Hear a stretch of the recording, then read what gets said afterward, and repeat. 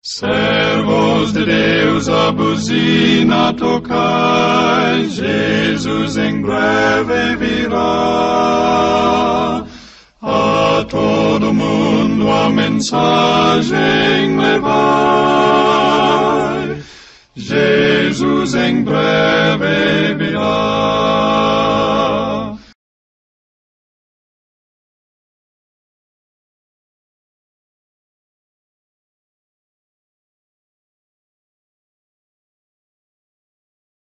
Porque Deus amou o mundo de tal maneira, que deu seu Filho unigênito, para que todo o que nele crer, não pereça, mas tenha vida eterna. Pois Deus enviou o seu Filho ao mundo, não para condenar o mundo, mas para que este fosse salvo por meio dele. João 3, versos 16 e 17. Apenas pelo comprimento da corda, que desceu do céu, para salvar a humanidade, é possível compreender a profundidade a que a humanidade caiu. Para salvar a raça humana, Deus o Pai teve que alcançá-los onde estavam. A única maneira de alcançar as pessoas onde estavam era por meio do Filho do Infinito Pai, assumindo a natureza humana após milhares de anos de pecado. Para salvar os mais miseráveis dos miseráveis, Jesus foi enviado e teve que se humilhar até as mais baixas profundidades do infortúnio humano, a fim de que pudesse estar qualificado para alcançar o homem e erguê-lo da degradação na qual o pecado tinha mergulhado. Para chegar ao mais depravado, ele não poderia ter nenhum poder especial, do qual o homem não pode dispor. Era necessário que ele fosse ao pior dos piores e, na carne humana, revelasse o Pai.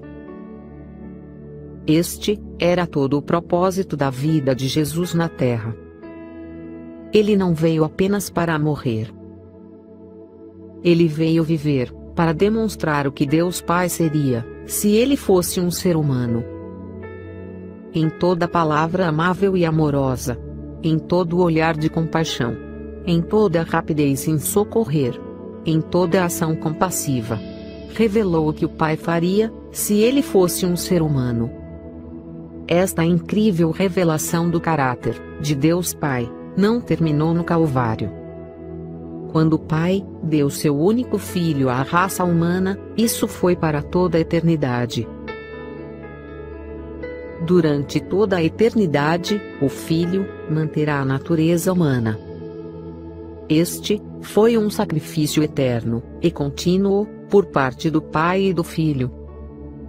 Durante toda a eternidade, a capacidade do Pai de se comunicar com seu Filho amado será restrita pelo fato de seu Filho possuir a natureza humana. Ao tomar a nossa natureza, o Salvador ligou-se à humanidade, por um laço que jamais se partirá. Ele nos estará ligado por toda a eternidade. O Pai não o deu somente para levar os nossos pecados e morrer em sacrifício por nós. Deu-o para nos assegurar seu imutável conselho de paz. Deus deu seu Filho unigênito, a fim de que se tornasse membro da família humana, mantendo para sempre sua natureza humana. O desejado de todas as nações, página 25. A vida de Jesus esclareceu para sempre como o Pai agiria, como ele falaria, como ele amaria, se ele fosse humano. O Calvário revela profundidades de amor que a própria eternidade não pode revelar. Por toda a eternidade, novas revelações aparecerão às mentes perplexas e encantadas. Que o infinito Pai permitisse que seu precioso Filho assumisse a natureza humana finita para sempre. Inspirará amor e adoração por toda a eternidade. O universo também estará seguro, pois nunca mais se poderá duvidar do amor do Pai, como foi demonstrado no Calvário. O Calvário revelou duas coisas. Primeiro, o mal no coração de Satanás. O mal oprimindo o coração de Satanás, que mataria até mesmo Deus Pai, se tivesse a chance. Segundo, o amor de Deus pelos pecadores. a profundidade do amor do Pai pelos pecadores, pois esteve disposto a enviar seu Filho para salvá-los. Satanás aborrecera a Cristo no céu, por causa de sua posição nas cortes de Deus. Não obstante, ao mundo em que Satanás pretendia domínio, permitiu Deus que viesse seu Filho, impotente criancinha, sujeito à fraqueza da humanidade.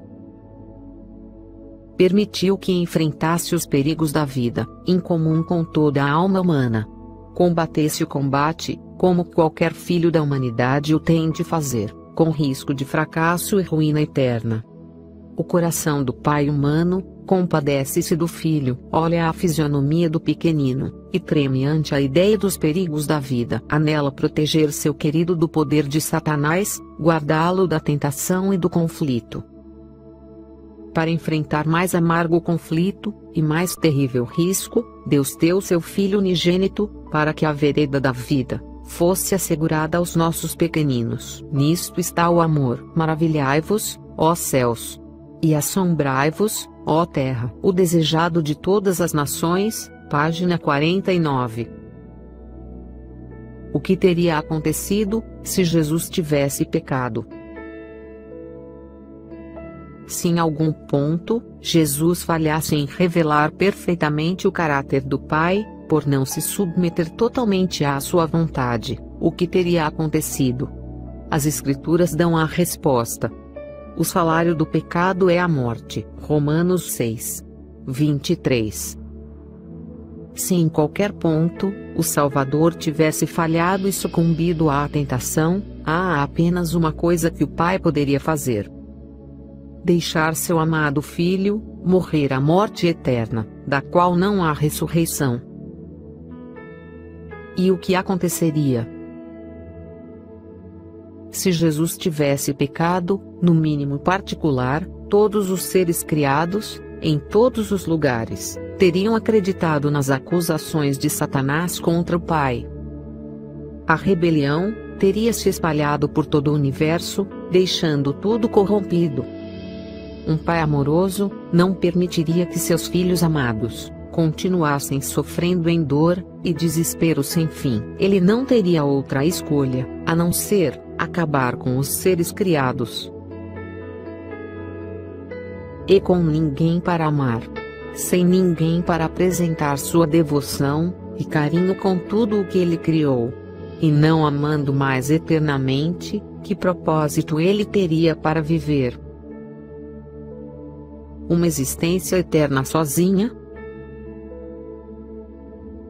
Uma existência eterna, que sofre a perda de todos os que ele criou para amar? Como ficaria seu coração de amor, por ter que acabar com os seres criados, para evitar mais sofrimento? É muito provável que até mesmo o Pai, nessas circunstâncias, poderia optar por deixar de existir. E então não haveria nada. Essa foi a possibilidade muito real do risco que o Pai correu, em ter que sacrificar seu único filho para salvar os pecadores. Ele teria feito isso, de todo o coração, se apenas uma alma aceitasse a salvação, obtida a um preço tão alto. O amor incondicional e dedicado do Pai foi revelado para sempre, no plano da salvação. O amor triunfou no Calvário. Foi a demonstração final do amor abnegado. Não havia nada, no arsenal de mentiras de Satanás, que pudesse refutar tal demonstração de amor divino. Quando as pessoas compreendem a magnitude do sacrifício do Pai no Calvário, os corações respondem como nunca antes. E, com gratidão, vêm e abraçam o amor oferecido.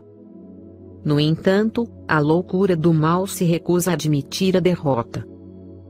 Satanás não conseguiu parar a propagação da mensagem do Evangelho. Em vez disso, ele criou um novo plano. Ele perverteria a verdade em sua fonte. Satanás sabia que, através da religião, as pessoas boas poderiam ser ensinadas a fazer coisas ruins. Tudo o que ele tinha que fazer, era inventar uma forma de religião que institucionalizaria o erro, enquanto ainda se apresentava como cristã. Neste novo plano, os teólogos respeitados misturariam a verdade com o erro, até que finalmente, os crentes perderiam de vista o Pai. O amor do Pai, sua disponibilidade e disposição para ajudar, seu grande amor pelos pecadores, seria desviado para outras pessoas, que receberiam a honra, amor e gratidão devido somente ao Pai. Satanás influenciou líderes religiosos para trazer uma nova doutrina no Concílio de Nicéia, no ano 325 depois de Cristo. A nova crença foi a doutrina da Trindade.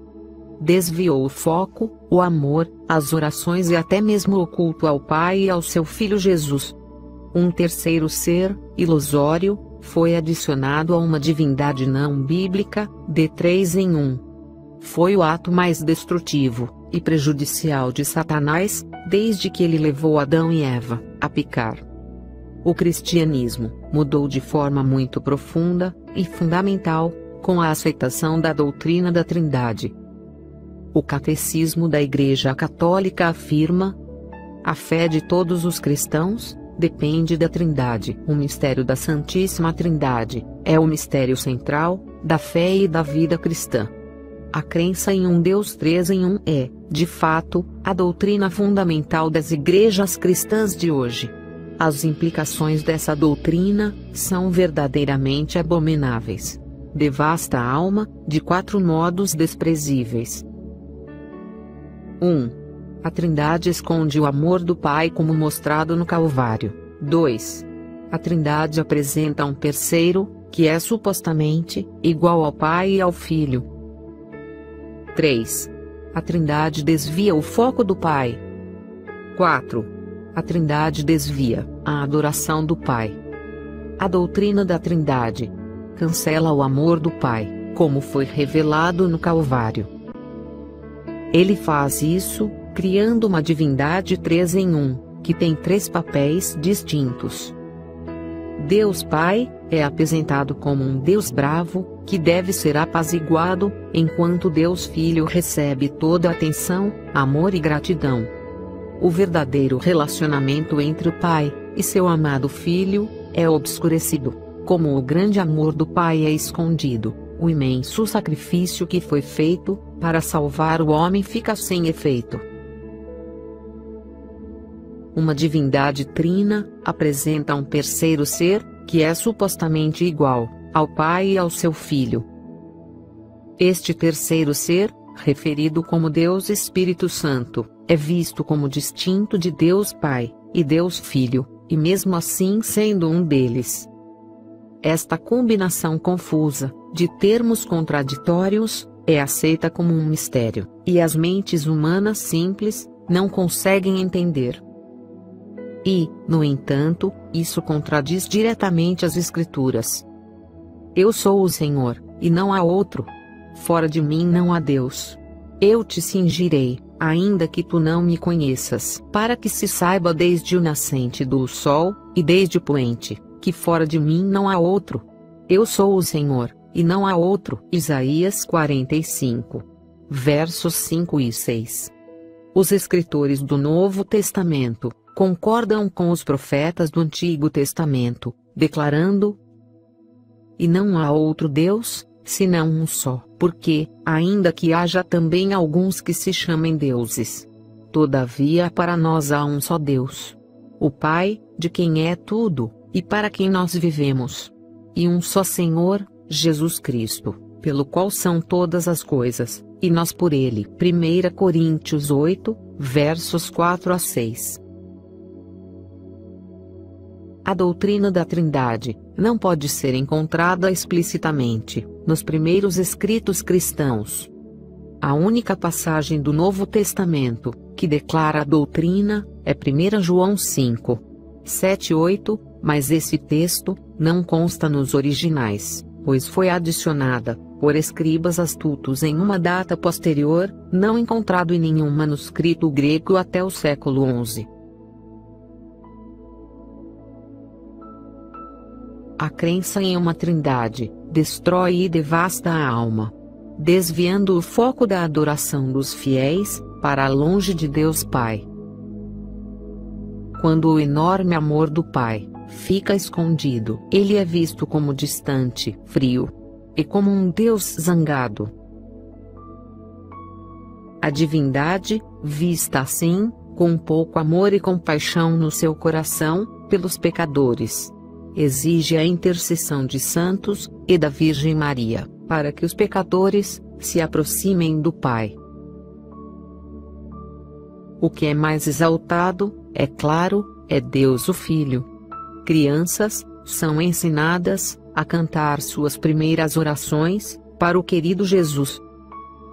Inários estão cheios de músicas sobre Jesus.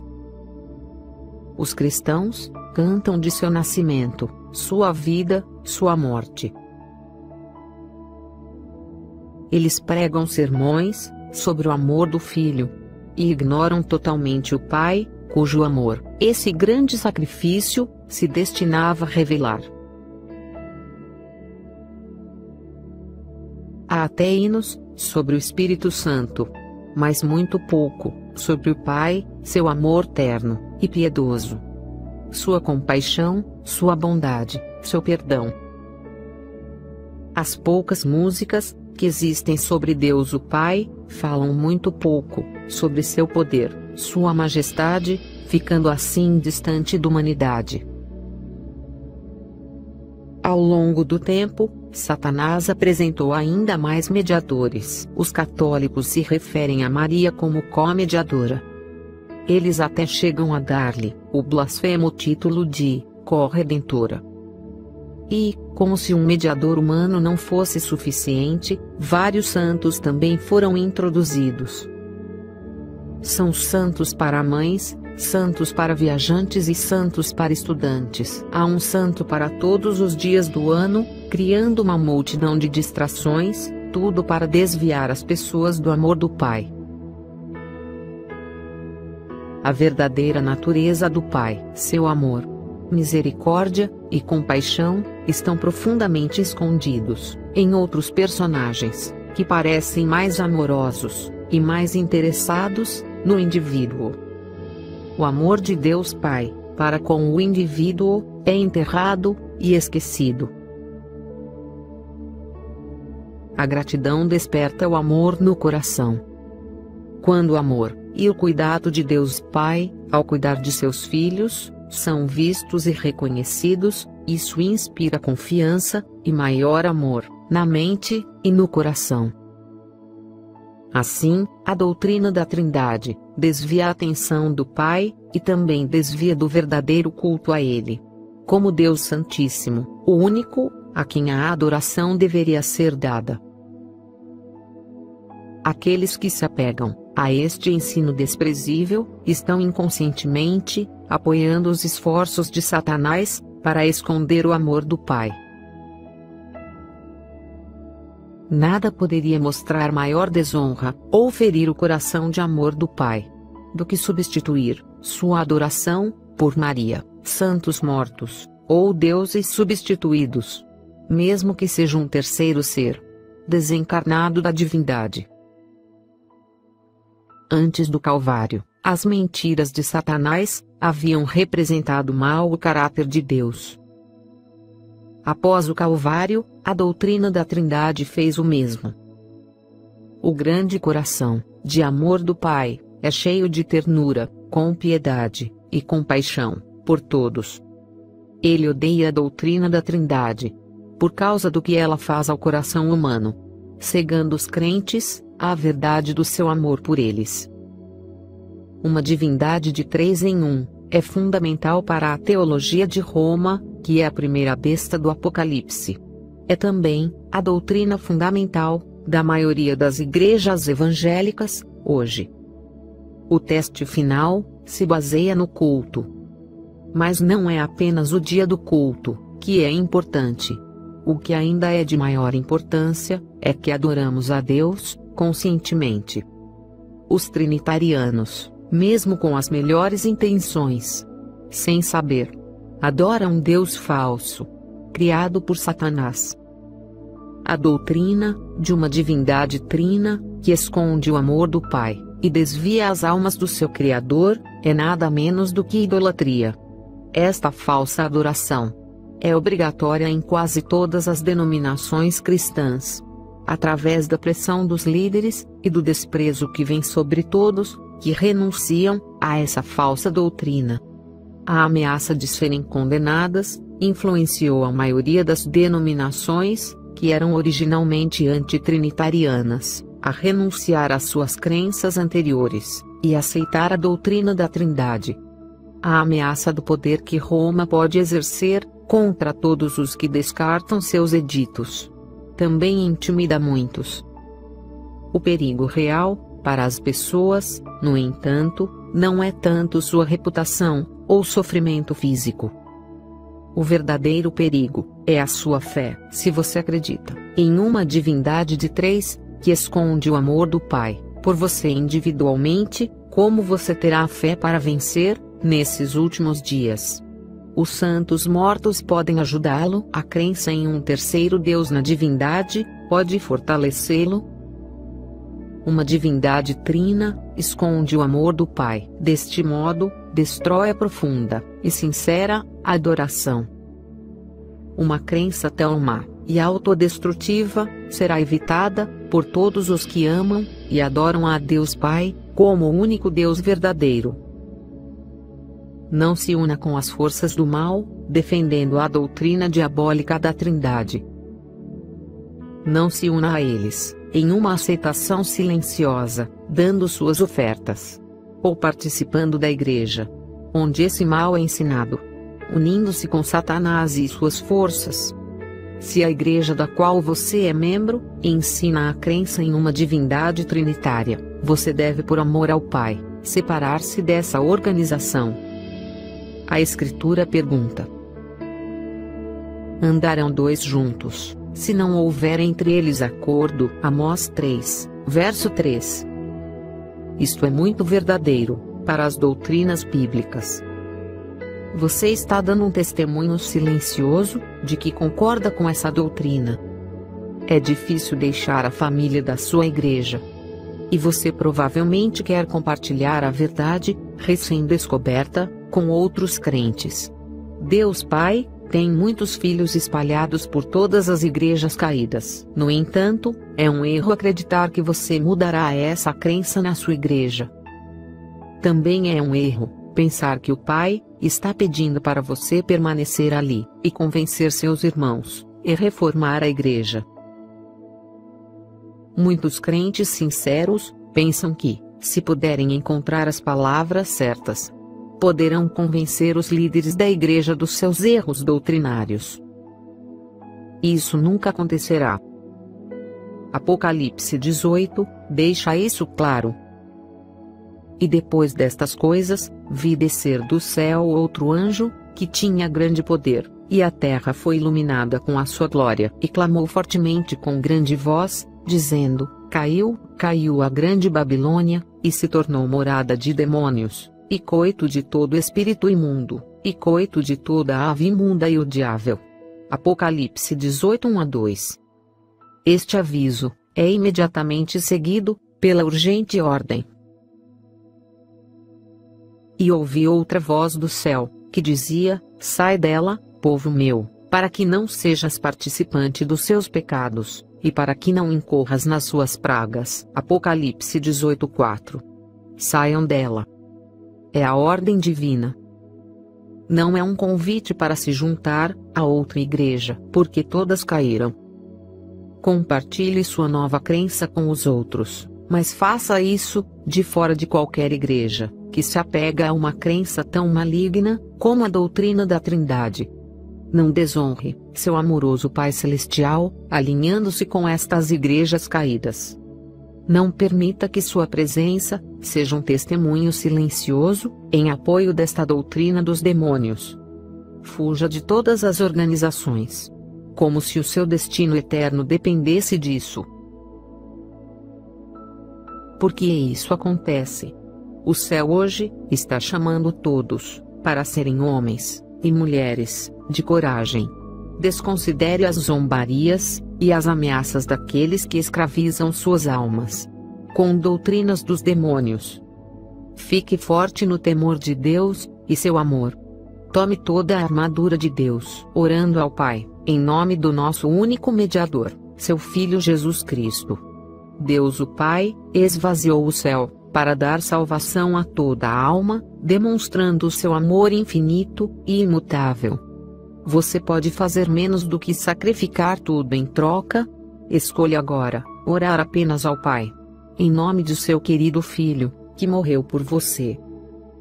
Ele o ama, com um amor que nunca pode ser medido, e ele irá mantê-lo seguro. Grupo Adventista de Cotia, levando a verdade até você.